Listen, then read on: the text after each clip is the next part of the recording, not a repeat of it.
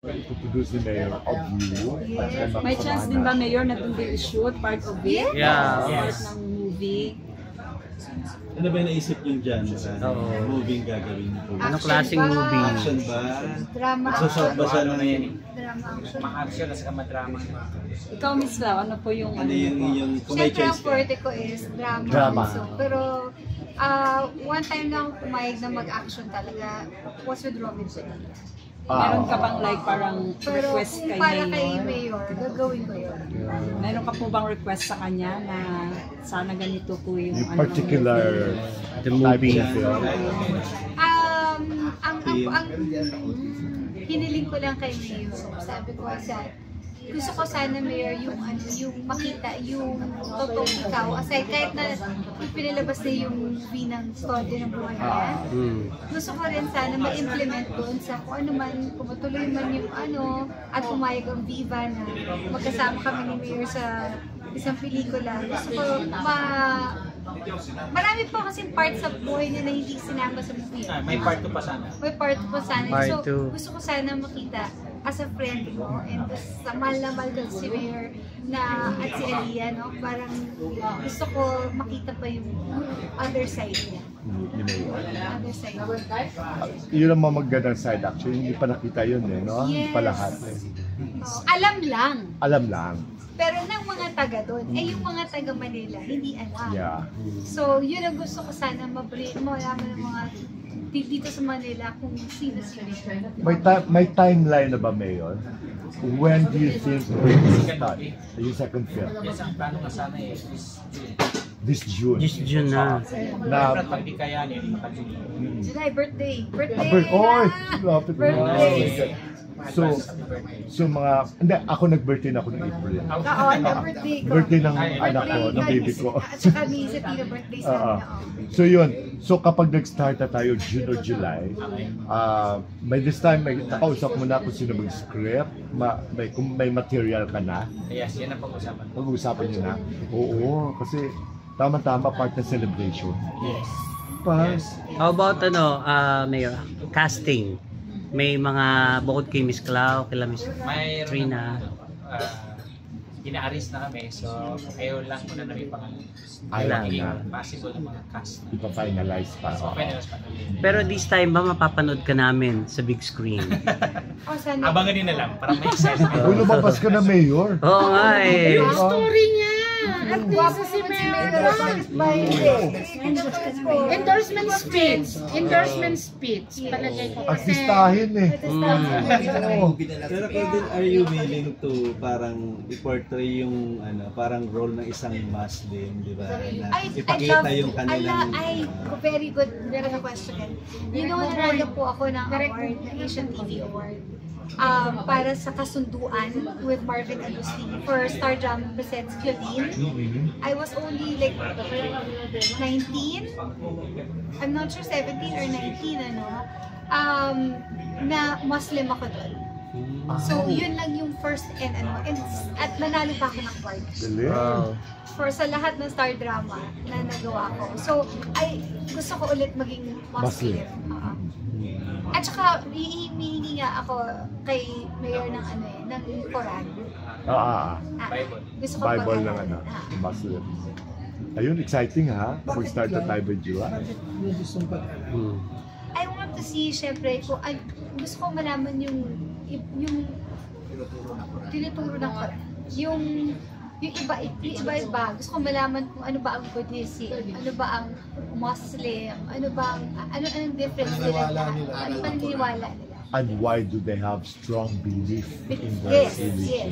oo. That's true.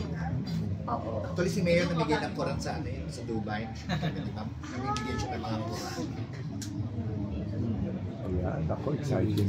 Mayor, parang pansin namin, very loyal ka sa mga friends mo. Parang kung sila yung mga kasama sa pelikula, sila rin ang kinukuha mo sa lahat ng mga Totoo. niyo po. Totoo siya. Baka natin si Mayor. Involved sila.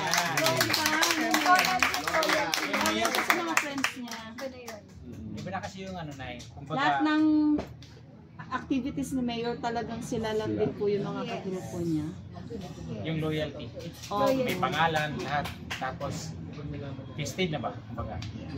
Saka syempre, andyan yung aming director. Direct Yes, Bubul. yes. Tapos, May ano na po bang update dun sa ating sa inyo pong live story? Yung life story natin. Ilalaban no? din po Ang ba, dami diba? kasi mga ilalaban kasi sa international. No? Sinag Maynila. Yung Sinag Maynila, gawin natin entry, no? Yung movie natin. So, marami pa po nag-invite. So, we are looking forward to that. Pero saan ang lugay ko kunin? Sa nunungan yun nakuha. Nakunan din. Hindi, Ayaw mo na. diba? Para doon na Sa next movie. Yes. Kasi next movie natin, partly, nunungan din. Kasi part din ng promotion. Ay, babalik ka So doon gusto ko na. ma-immerse. Gusto ko mag-try rin yung pag-iip. At babalik ka, di ba? Gusto ko ma-immerse. Mayor, ngayon na tandem na kayo ng anak mo sa pagpapatakbo ng nunungan. Ano pa ba ang i-expect ng mga taga-nunungan sa inyo? Sa inyong pamamalakad? Actually, kaya natin ginawa yun, no? Kasi para pagpatuloy natin what we have started, para tuloy-tuloy, pasustain natin kung anong naging legacy natin, para tuloy-tuloy yung development ng nunungan. Kasi ang nunungan kasi, as I usually say, no, na kumbaga deprived tayo when it comes to peace and development for the past decades, or to be exact 30 long years kasi na-deprived tayo when it comes to peace and development. So, kailangan tayo ng nunungan. Kasi ang nunungan kasi, alam niyo na kung ano ang nunungan dati. So ngayon kasi, develop ng nunungan. In fact, ang nunungan ngayon naging first class na. Nakita mo na ba na? Nakapunta ka na? Hindi pa ako nakapunta. Oh Pero my gosh. napanood namin yung last Puro time. greenery na First, para ka na sa ibang Tapos malamig. Malamig lalo dun sa Malamig part ang ng weather office. doon. Sa office niya? Little Baguio naman din. Little Baguio. Pero teka lang, nung last time, when you were mayor, ano yung malaking project na naiwan mo na ipagpapatuloy na yung NAIA? Actually, marami kasi. Hindi kasi mabilang. Countless yung project na nagawa natin sa Bulacan. Ang pinakamalaki nun, yung accessibility. Yung pagkakaroon ng circumferential road connecting 3 municipalities in the province of Lanao del Norte that is amounted to 1.5 billion, no, na completing ng national road.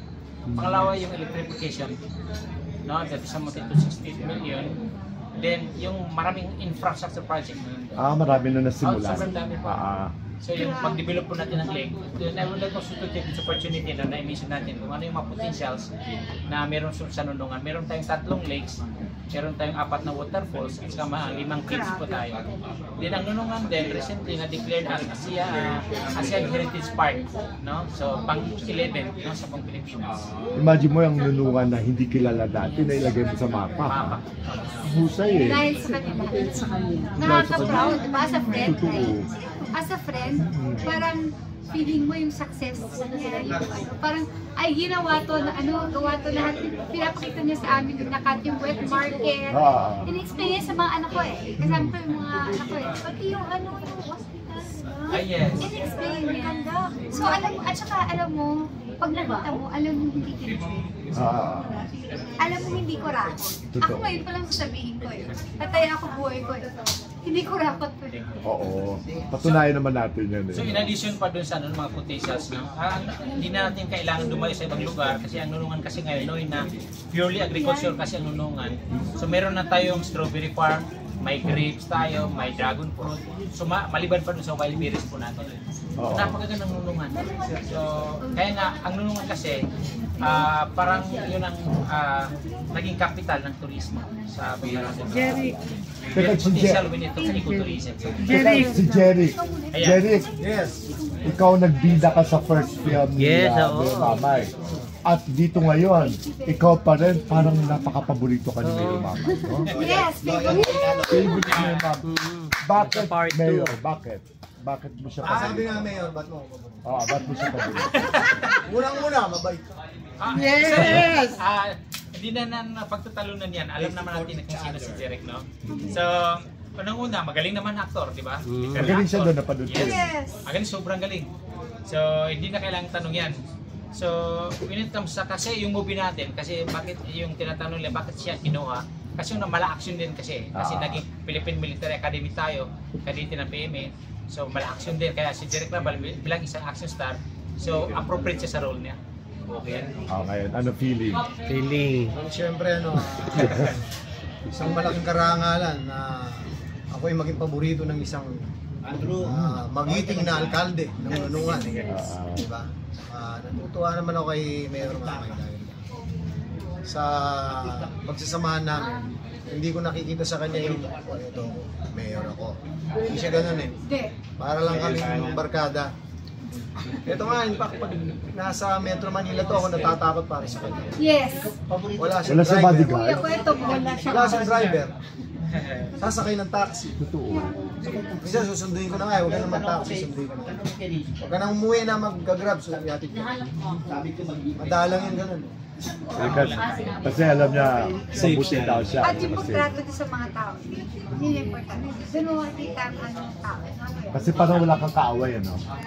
At syempre, nagpapasalamat din ako kay Leo na kinuha niya tayo ulit. At nagtitiwala siya sa kakayahan natin bilang artista. Parang nakikita na namin na ang kasama sa movie itong mga nasa tabi nila. Sila Ines. Isa rin sa paborito. Pwede mo Ines, Other Woman. Si Katrina, si Pia. Diba? First time to work Diana. sakali with Jeric. Oo, kung sakali, diba? And also with Ines.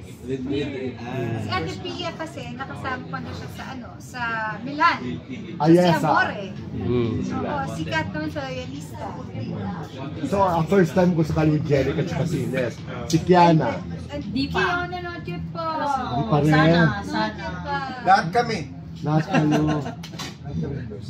Teka lang. Si Direk Buboy, excited ka na mag-direct sa sakali. Direct, ano Sasakit ang naisip ulo mo mo. magiging ano nila? Role nila direct. Andrew, kasali-sali. Andrew. Kasali ka kasi sa... Start dito ka na. Andrew. Sasakit ang ulo direct